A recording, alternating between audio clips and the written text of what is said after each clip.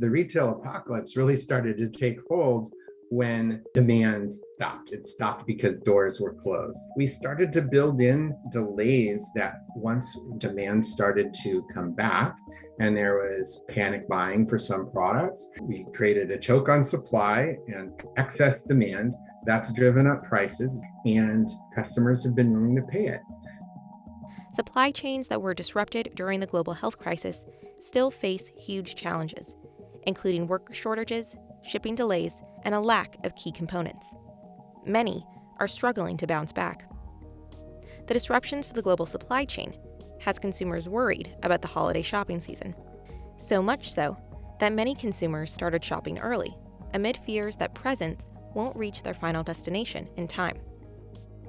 Before the pandemic, people would ask me, what do you do? And I'd say, I'm a professor. What do you teach? Supply chain. Nobody knew what it was. Most people think the supply chain is linear, a straight line with products moving from manufacturer to delivery and finally to the consumer. But even on paper, it's not that simple. And so if I'm a manufacturer, I could have suppliers all over the world, but they then have suppliers and they have other customers. And those suppliers have suppliers. And actually, when you start mapping them out, it doesn't look so much like a line, but a big web of companies that are all really working towards getting products, again, from a raw material, transforming them and getting them into our hands. But every one of those companies could be working with multiple parties and likely are.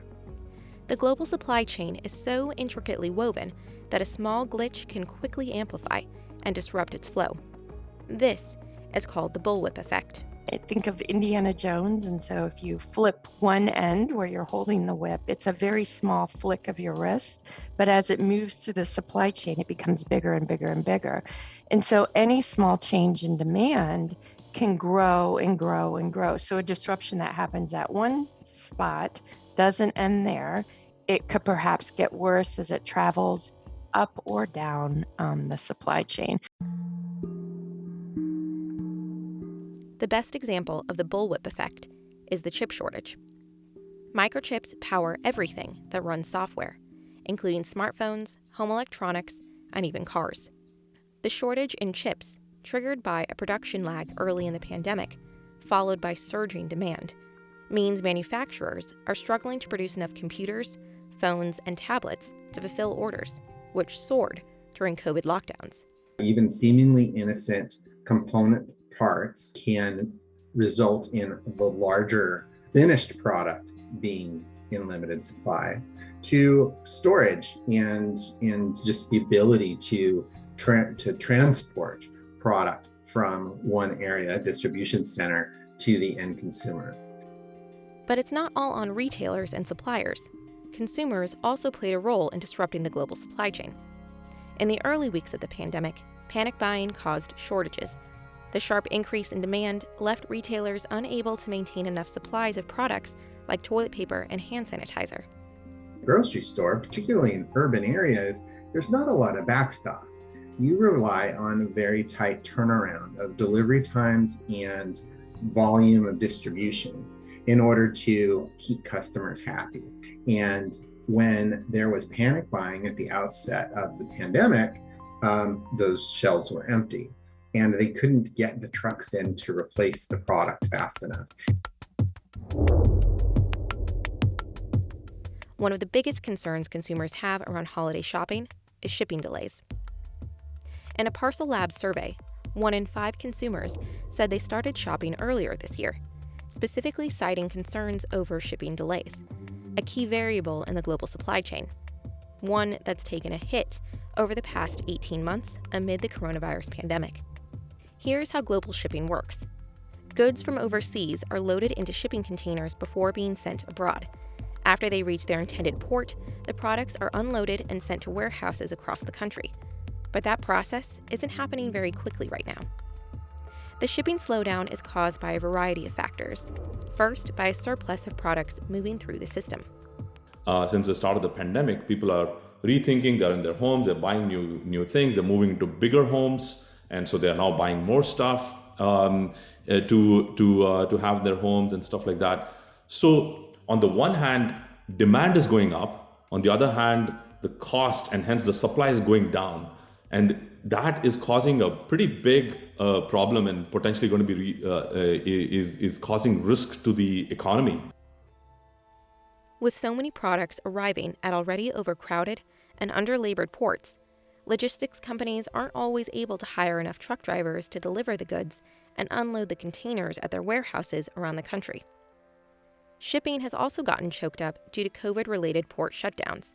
For instance, in early November, the number of container ships waiting to enter the Port of Los Angeles, the busiest U.S. seaport complex, hit a new record of 84. The bottleneck at the Port of Los Angeles may last until 2023 before it catches up to prior pandemic levels, and the highly contagious Delta and Omicron variants could bring further port closures in the future. The combination of disruptions has caused the cost of shipping to skyrocket, making it even harder for companies to import goods. So we're seeing a combination of a lot of things, a lack of capacity constraint within shipping. Once it does get through the ports, we're having constraints in terms of shipping from the ports to the next location in the supply chain. But without a doubt, we're seeing this across the board. According to a survey by SurveyMonkey, the average holiday gift budget for participants was about $800, a number below the typical $1,000 budget for U.S. families, which includes travel and other expenses.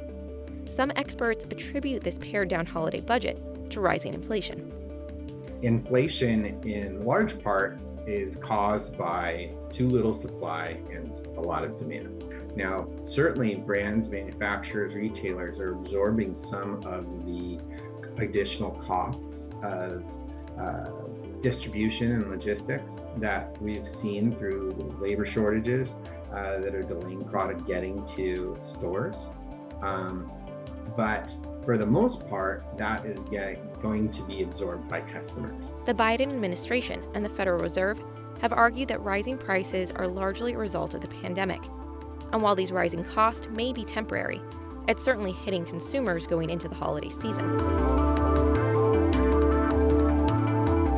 It's hard to say how long supply chain disruptions will last, but experts agree that they will most likely extend beyond the COVID-19 pandemic, and finding solutions to address these issues may even create new ones. The inflation rate is expected to continue to rise for the foreseeable future. Then the trickle effect of that is certainly going to, if not continue the supply chain problem, it's going to create new ones.